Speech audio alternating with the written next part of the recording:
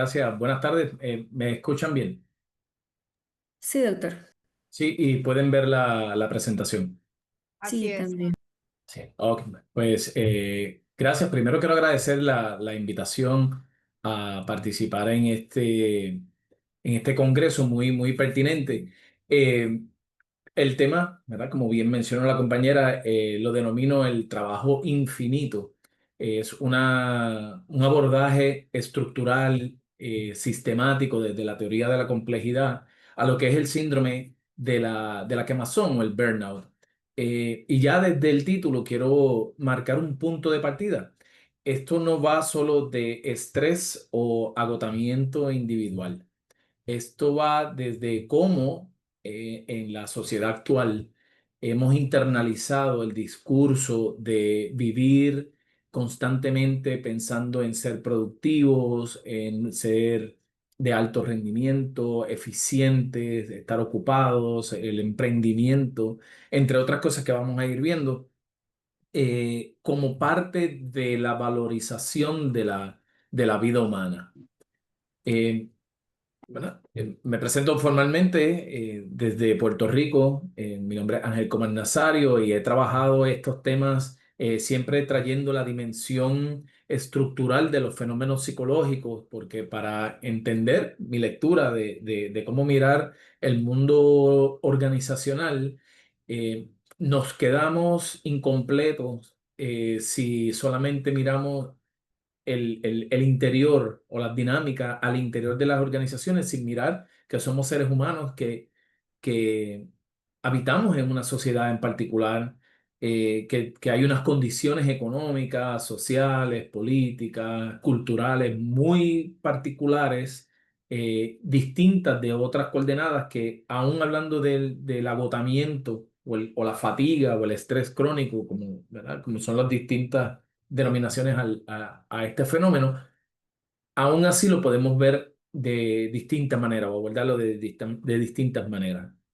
Así que esa ha sido mi manera de investigar los fenómenos organizacionales, siempre mirando al interior, pero también al exterior de las organizaciones como un ente que está inmerso en una sociedad y en una estructura social contextualizada, histórica, eh, y atravesada por ¿verdad? Muchísimos factores para poder entender por qué la gente se siente como se siente.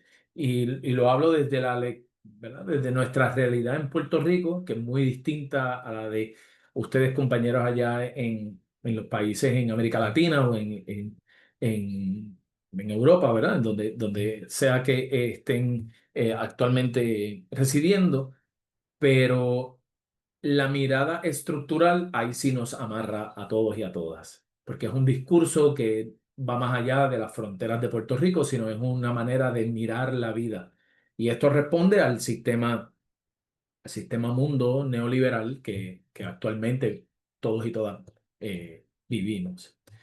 Así que para conceptualizar lo que es el burnout, y otros compañeros, tanto hoy como ayer, lo han abordado, pues el tema del burnout se denominó en la década de los 70 gracias al trabajo de Herbert Freudenberger, que cuando empezó a atender a distintos pacientes, vio unas semejanzas muy particulares en términos de este estado de ánimo decaído, este agotamiento físico severo por las distintas tareas que esas personas hacían, no solamente en su área laboral, sino en demandas a nivel personal.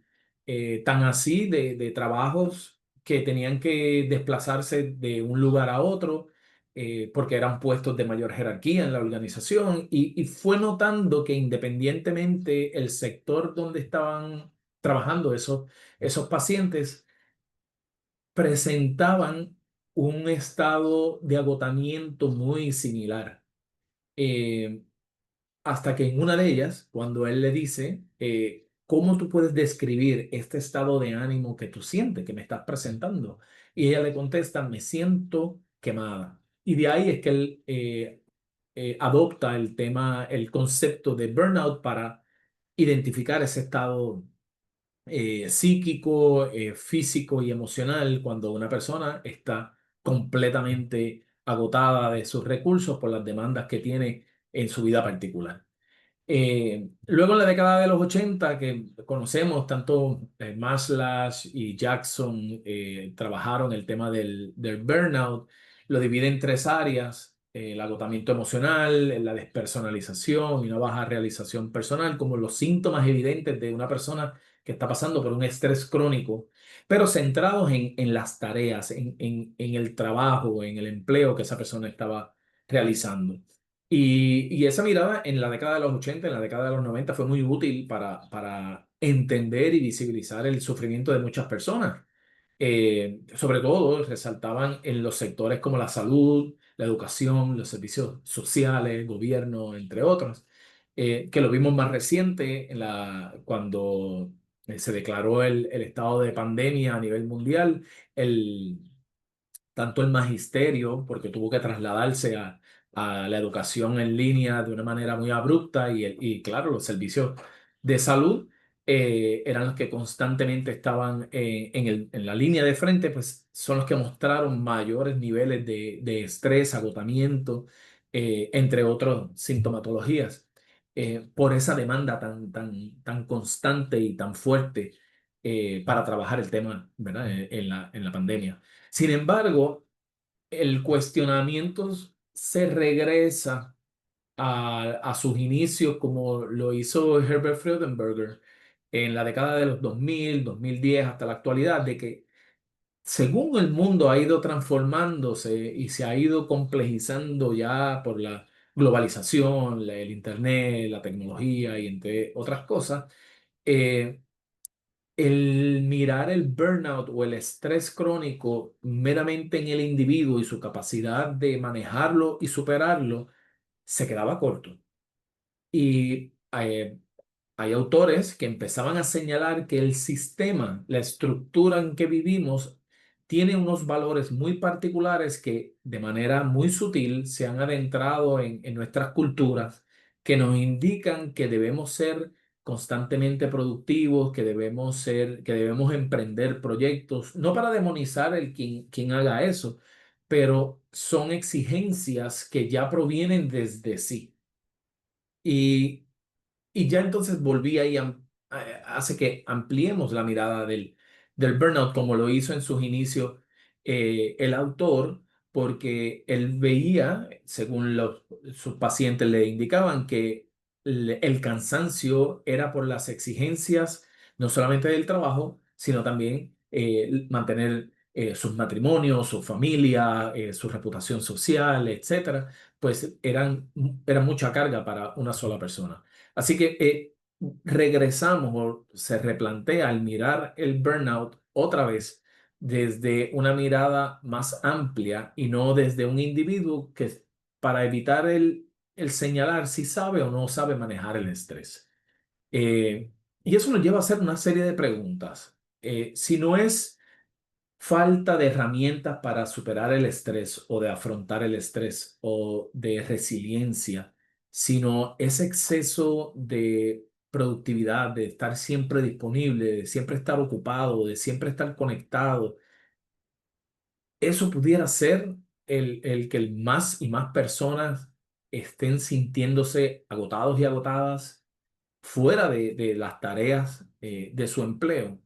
Y si el burnout no es una debilidad personal y un síntoma de un sistema que nos está constantemente agotando, tanto físico como mental. Y esas son preguntas que entonces nos replanteamos para entonces proponer o añadir propuestas a las que se han venido trabajando para manejar el burnout y superarlo, sino como también podemos cambiar las condiciones laborales o desde una mirada desde las políticas públicas para que se minimice esa exigencia tan feroz que muchos de nosotros y nosotras vivimos.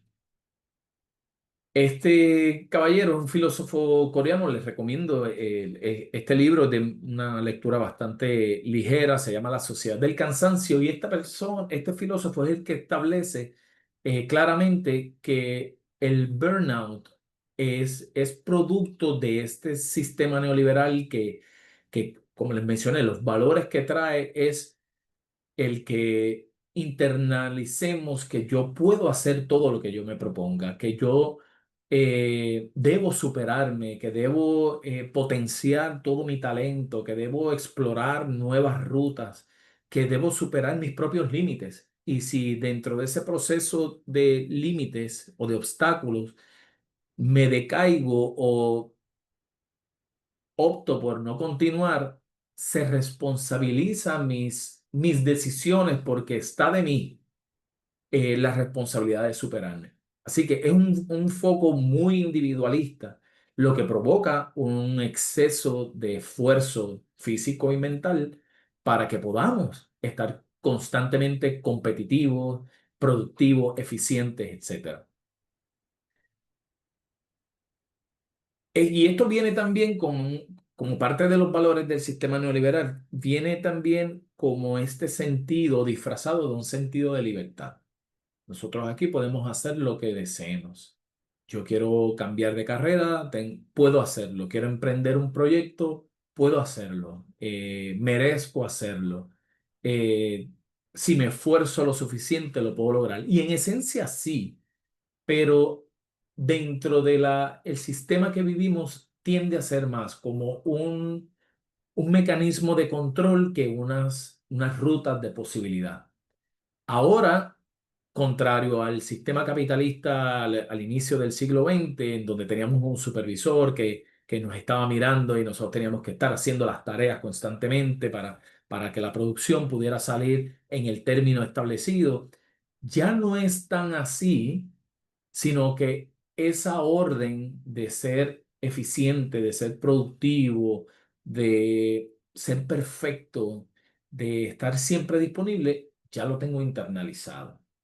Hay un autor que se llama Remedios Zafra que él dice que la cultura del entusiasmo y del emprendimiento nos lleva a trabajar más allá de nuestros límites, porque ese trabajo o ese proyecto se convierte en nuestra identidad. Yo soy esta persona que acaba de emprender estos proyectos, tengo este otro empleo o voy a estudiar esto para emprender un negocio. Eso se vuelve mi identidad. Soy una persona muy productiva, soy una persona que, que echa para adelante, es una frase que acá en Puerto Rico utilizamos mucho, pero también nos fuerza a no parar, a continuar constantemente en ese ritmo. Así que nos transformamos en una especie de proyecto de alto rendimiento. Y el burnout no aparece como una falla, sino como una consecuencia inevitable de una cultura que nos exige constantemente ese rendimiento sin pausar. Y aquí, ¿verdad? Les presento una pregunta que sería muy válida. Entonces, ¿cómo nosotros aprendemos esos valores sociales que me llevan a esa autoexplotación inconsciente, si pudiéramos denominarlo de esa manera? Y hay seis. La primera, como le mencioné, en la sociedad del cansancio, es esta cultura del rendimiento y el emprendimiento. El éxito depende del esfuerzo mío. Si yo no lo logré es porque no me esforcé lo suficiente y tengo que volver a doblegar esfuerzos y superarme cada vez más. Se, in- Se internaliza la exigencia constante de, como le he dicho, de ser productivo incluso en el tiempo libre. Ya este concepto del ocio, tiempo libre, se mira con recelo porque va contrario a lo que se supone que seamos. Eh, y ese sentimiento de nunca es suficiente, debo estar ocupado, debo aprender algo nuevo, déjame tomar un curso, déjame certificarme en algo, déjame eh, utilizar otro grado académico para seguir escalando en la organización o mejorando, o simplemente voy a emprender un proyecto para trabajar por mi cuenta. Todo eso es parte de esa cultura de que tú puedes, tú debes hacerlo, tú mereces hacerlo y debes forzarte. Eh, La segunda, el segundo valor es la hipervigilancia digital y el estar constantemente eh, conectados. Nos hace también seguir en ese constante esfuerzo de presentarme como exitoso, como productivo, como feliz, aún en la precariedad, aún en el no lograr las cosas, aún cuando no me siento bien, se nos exige a través de las redes sociales el presentar nuestra mejor cara, siempre disponible, siempre alegre, siempre dispuesto para mostrar que sí se puede. El trabajo remoto que se intensificó en la pandemia también trae sus secuelas con el estar siempre disponible, el on-call, y eso borra las líneas entre lo personal y lo profesional. Si yo estoy trabajando en mi casa tantas horas, donde yo establezco las líneas para atender a mi familia o a practicar actividades físicas o de ocio, cuando mi trabajo constantemente está no solamente en la computadora ni en la oficina que hice en mi cuarto, sino en el celular, donde recibo mensajes fuera de horas laborales o en los fines de semana, y se espera que yo conteste y no espera hasta el lunes. Así que esa mentalidad se nos ha adentrado, la hemos internalizado tanto que no la problematizamos. Y el resultado es que el descanso, el no querer hacer nada, el no querer trabajar, el tomarse un día libre para hacer lo que uno quisiera, se mira con ojos de recelo o se mira como contrario a lo que se supone que debamos estar, que es siempre ser activo, o estar activo, mejor dicho. El tercer valor es la gamificación de la vida cotidiana. Se cuantifica todo. Nosotros cuantificamos los pasos, los likes, las calorías, las horas de sueño, las finanzas, todo es medible. Usamos aplicaciones que miden nuestra productividad, nuestro ritmo cardíaco, y todo eso refuerza un control interno que, que nos mantiene siempre fijos en que tengo que estar haciendo algo, tengo que cumplir con la tarea o con la actividad de ir al gimnasio porque tengo que cumplir con unos estándares particulares o tengo que estar disponible en mi trabajo aún llevándomelo a mi casa, porque de ahí me dirán mi evaluación y mi productividad para los próximos pasos de mérito o para poder siquiera sostener ese empleo.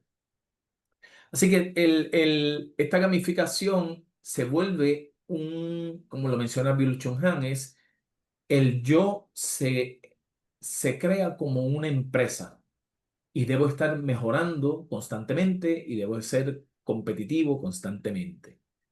El próximo valor es la individualización del éxito y el fracaso, ¿verdad? El malestar que sintamos por cansancio, por inconformidad o por injusticias o por lo que fuese, se mira quitando las condiciones estructurales, se mira desde el individuo.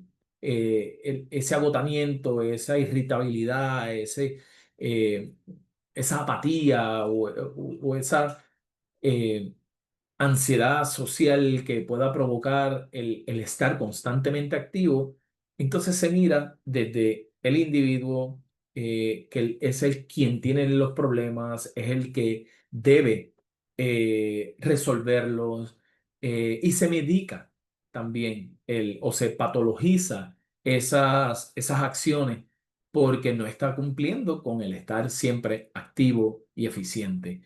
Y vienen en todas estas estrategias para poder apaciguar ese agotamiento.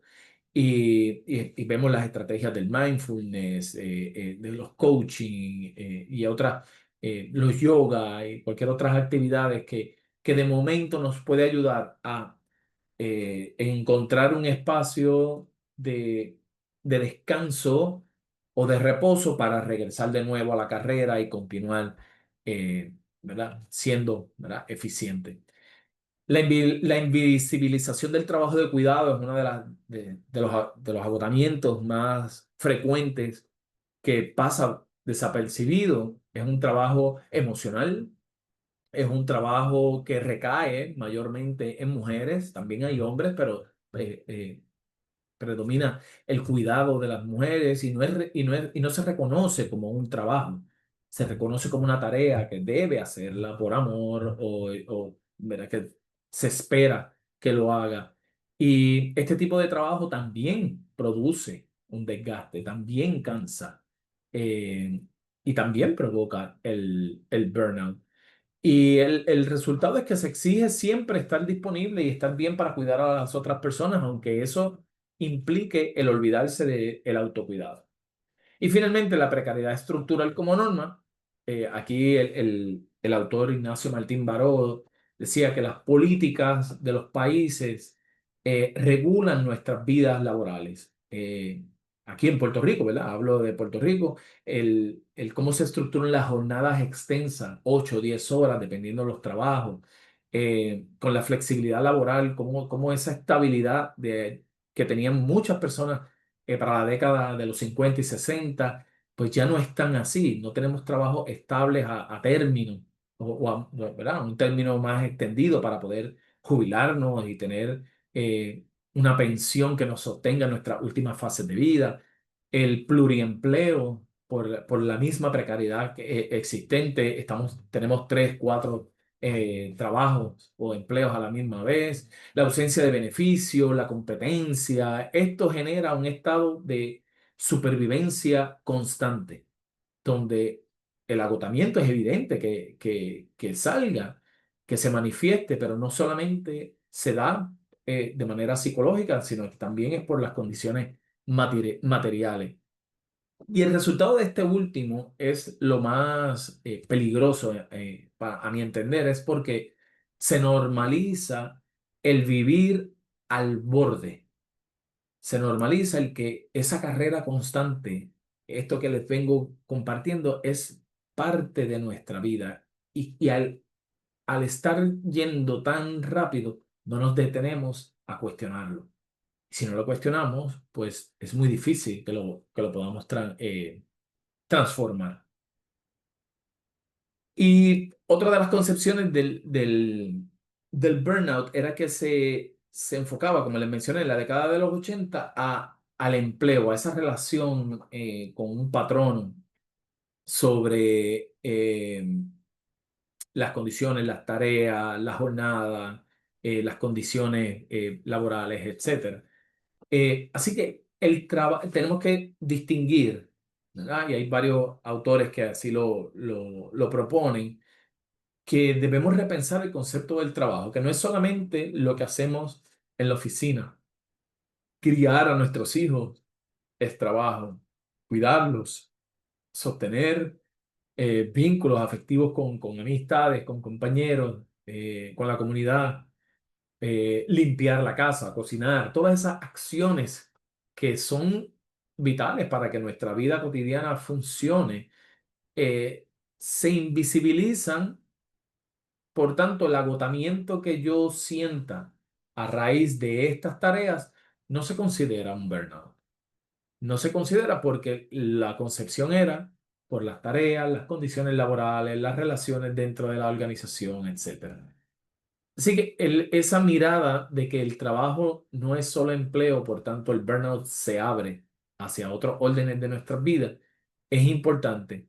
Y la atención de este sistema neoliberal es intensificar esa dinámica. Necesitamos estar constantemente disponibles para criar, cuidar, limpiar, porque si no, entonces se desatan otros problemas.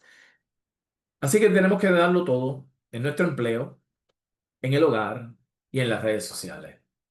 Mientras si nos agotamos o nos sentimos que ya no puedo más, es mi responsabilidad. Tengo que buscar yo estrategias para manejar la sintomatología a nivel físico que se manifieste para entonces volver a ser productivo. De lo contrario, pues entonces se despacha del sistema y se convierte en un diagnóstico. La persona tiene ansiedad generalizada o una fobia social o cualquier otro diagnóstico, ¿verdad? Según se vaya agravando el caso. Y como les mencioné, se medicaliza finalmente esa patología para que entonces la persona pueda ser funcional dentro de sus límites, pero no se pregunta por qué hay muchas personas que se sienten así. Acá en Puerto Rico se habla, ¿verdad?, del problema de salud mental, pero se mira desde esa perspectiva de por qué las personas están manifestando depresión, ansiedad, eh, cambios en su hábito de sueño o de alimentación, etcétera, pero no se problematiza las condiciones económicas en las que vive el país, la pobreza, la desigualdad, la flexibilidad laboral, la falta de empleos, entre otras cosas, para ir entendiendo el por qué ese malestar psicológico está tan presente. Eh, Como le mencioné, ¿verdad? Esos otros trabajos, esas otras acciones también cansan. Eh, y aquí Martín Baró hace una distinción clave en lo que es el empleo y el trabajo para reforzar esa mirada de que si el empleo se refiere a la relación formal dentro de un sistema económico, el trabajo es todo lo que hacemos, ¿verdad?, fuera de esa relación. Particularmente, ¿verdad?, les invito a pensar qué otras cosas pudieran ser trabajo, es todo aquello que yo hago o realizo para sostener mi vida, ¿no? Eso significa que yo puedo experimentar burnout o estrés crónico por trabajos que no son o no están relacionados con mi empleo, por las exigencias de mi casa, de mi hogar, por los roles sociales que a las mujeres recaen mayor cuestionamiento que a los hombres, eh, o el tener múltiples roles, ¿ah?, por las condiciones que sean, también pueden llegar a que las personas se sientan irritables, cansadas, despersonalizadas, con un agotamiento emocional severo, entre otras cosas. Y claro, ese agravamiento de ese malestar psicológico pues desemboca a violencia intrafamiliar, violencia hacia sí mismo o violencia hacia la comunidad. Así que va desencadenando otras problemáticas que tampoco se problematizan ni se politizan porque la mirada siempre es hacia el individuo.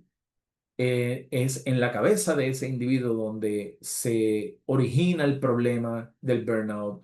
Por tanto, es responsable de que lo solucione y si no es capaz de hacerlo, pues entonces buscamos una medicación para que entonces así pueda lograrlo, si es que lo logra.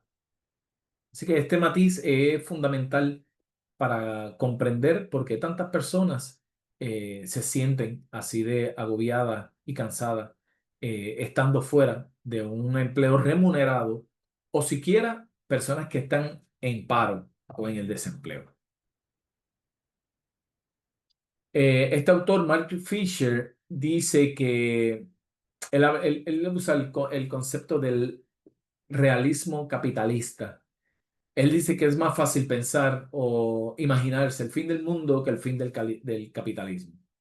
Y en ese sentido, ¿verdad? En ese mundo, ese malestar psíquico se convierte en una epidemia, pero no se conecta con sus raíces sociales. Nuevamente, vemos los problemas desde y para el individuo y no en el sistema social que lo produce.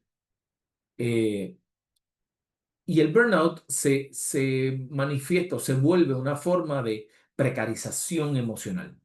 Porque no solamente perdemos energía, sino perdemos el sentido, ¿verdad? Vivimos o nos lleva a vivir en una crisis de sensibilidad, porque todo es rápido, todo es funcional, todo es superficial, todo es, dame la información, claro, corrido, porque voy tan rápido que tengo que cumplir con otras cosas, porque así es que se me exige la sociedad. No hay tiempo para parar, no hay tiempo para sentir, no hay tiempo para reflexionar. Solo hay tiempo para hacer. Y en el libro de Jonathan Crary, 24/7, él dice, y esto ¿verdad? Me llamó mucho la atención, que dice que vivimos en una cultura donde ya no hay noche. Siempre estamos disponibles, siempre estamos conectados, siempre estamos produciendo. Dormir o decidir dormir fuera de todas las tareas, o establecer un lapso de tiempo previo a irme a dormir para ir desconectándome, para ir bajando los niveles o ir realmente entrando en ese estado para poder tener un sueño conciliador y desconectarme, se vuelve casi un acto de rebeldía.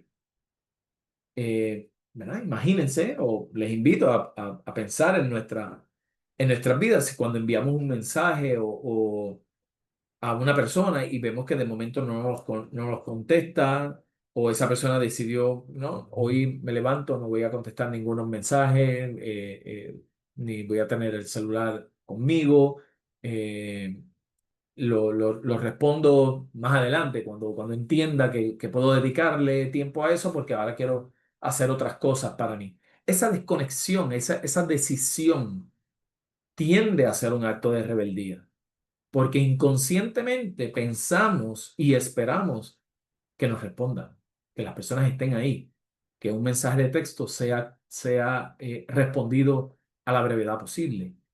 Eh, Así que es una manera de verlo eh, muy, muy alarmante y muy triste, porque el decidir separarse del mundo y de esa carrera frenética, pues pudiera verse, ¿verdad?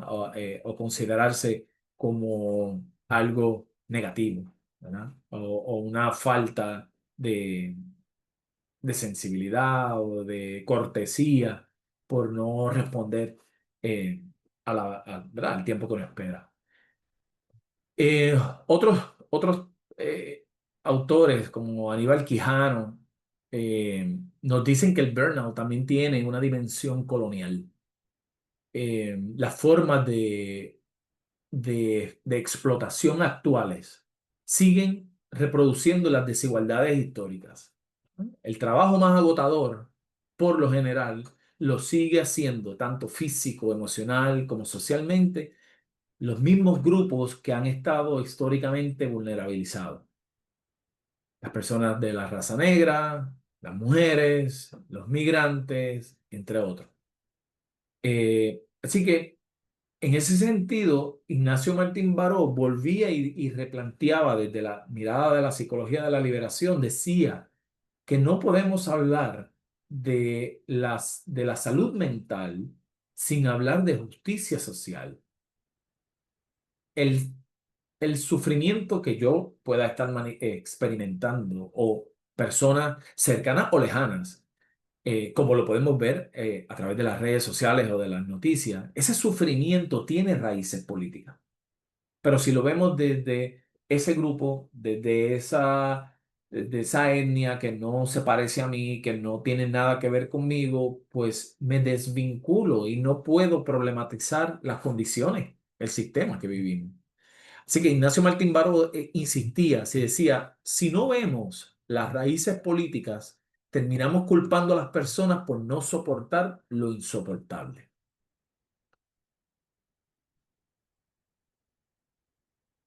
Entonces, ante este panorama que tengo que reconocer que no es de muy alentador, ¿verdad? Y el propósito no es dejar ese mal sabor, sino provocar la reflexión para ver qué hacemos desde nuestros distintos países y cómo la, los espacios organizacionales donde pasamos muchas horas de nuestras vidas puedan ser lugares realmente de salud, de seguridad, de desarrollo, de convivencia, eh, de una remuneración digna para poder enfrentar los retos de la vida. Eh, Lamentablemente, todavía predominan las soluciones individualistas. se habla de la resiliencia. Tenemos que ser resiliencia, no importa los obstáculos que tenga, no importa desde dónde, desde qué sector, desde qué región de tu país. Es responsabilidad tuya ser resiliente. Y si las cosas no me lo permiten, ¿cómo yo voy a cumplir ese emprendimiento que quiero hacer? ¿Cómo puedo llegar a la escuela para poder recibir una educación? Si, nuevamente, desde Puerto Rico, el costo de la educación cada vez es más elevado, en donde cierran escuelas sobre todo en los sectores más lejanos, en las montañas, que tienden a ser comunidades más empobrecidas. Pues, ¿cómo esas personas allí pueden hablarle de resiliencia si yo no le estoy dando las condiciones? ¿Verdad?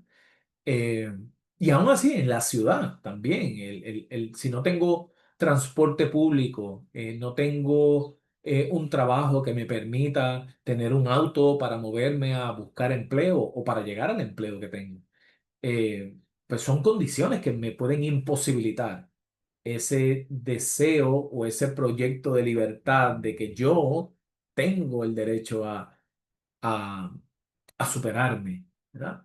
Entonces, esa culpa interiorizada de que yo me esforcé todo lo que pude y no lo logré, tiene otras implicaciones psicológicas, ¿verdad? Otra de las soluciones que se lanzan para manejar el burnout es el mindfulness, como le mencioné, o actividades físicas, o lo que en Puerto Rico nuevamente, saquen un espacio para respirar 5 minutos y te controla, o eso pretende controlarte, o bajar los niveles para que sigas trabajando con esta persona que tiene algún tipo de situación conflictiva o porque simplemente no te gusta estar en ese trabajo y es lo que tienes porque es lo que existe, es lo que está disponible. Eh, y el autocuidado, ¿cómo yo puedo mantener un autocuidado ante estas exigencias? ¿Verdad? Así que esas soluciones sí nos pueden ayudar en lo inmediato, pero tienen que haber intervenciones estructurales. Aquí en Puerto Rico, no sé, ¿verdad? Si en otros países, sé que hay proyectos en otros países se estaban estableciendo las jornadas de 4 días sin tocar el salario. En Puerto Rico se presentó, pero esa política pública no pasó a mayores. Simplemente se presentó en la, ¿verdad? En la Asamblea Legislativa. En la propuesta del trabajo digno, del trabajo decente, que la Organización Internacional de Trabajo lo propone como mecanismo, como estrategia de desarrollo dentro de todo el paradigma que vive este mundo, es muy difícil si no se implementa. Espacios de verdadero descanso y desconexión, la redistribución del trabajo de cuidado. Eh, Acá en Puerto Rico tenemos unas leyes que responsabilizan a los hijos del cuidado de sus padres. Y eso, en esencia, podemos estar de acuerdo.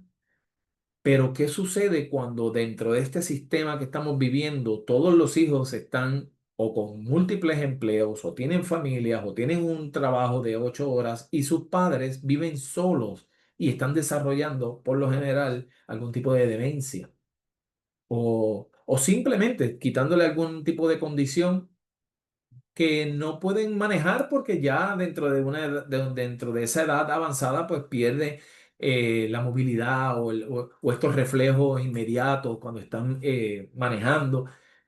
Esa preocupación que se llevan los hijos al trabajo constante de que sus padres puedan estar en riesgo dentro y fuera de su casa, también generan estados altos de estrés. Pues, ¿cómo entonces podemos redistribuir el trabajo del cuidado si no se remunera a una persona que los cuide?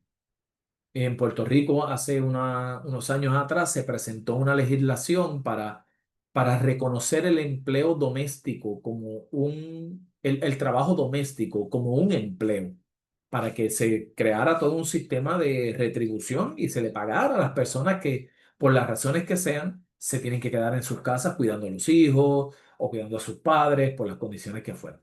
Pues eso no sucedió. Por tanto, se aprieta y se intensifica esa encrucijada en donde pues muchos de las personas de edad avanzada aquí en Puerto Rico pues viven solas. Eh, los hijos le ponen cámaras en la casa para tener algún tipo de visibilidad y asegurar, entre comillas, que por ese momento en donde no están bajo una supervisión, estén bien, ¿ya? Pero no, se hace muy difícil el estar pendiente a eso mientras estás haciendo tu trabajo. Así que como sociedad debemos repensar qué estamos valorando, si es el éxito individual o el bienestar colectivo. Por tanto, y para ir ya cerrando, el burnout no es una falla en el sujeto. Ahora, desde esa mirada sistémica, señalamos de que es una grieta de ese sistema. Nos están pidiendo demasiado y demasiado por poco, por lo poco que nos dan. Eh, Siempre nos quieren ver activos, disponibles, optimistas, con una sonrisa, con una mentalidad hiperpositiva. No es que no sea bueno el uno tener ese optimismo y esa fuerza y esa motivación por superarse, pero el hiperpositivismo que en la sociedad del cansancio Byung-Chul Chung Han lo establece, es que esa cultura de que tienes que pensar positivo, que cambia tu mindset y si piensas positivo las cosas van a salir.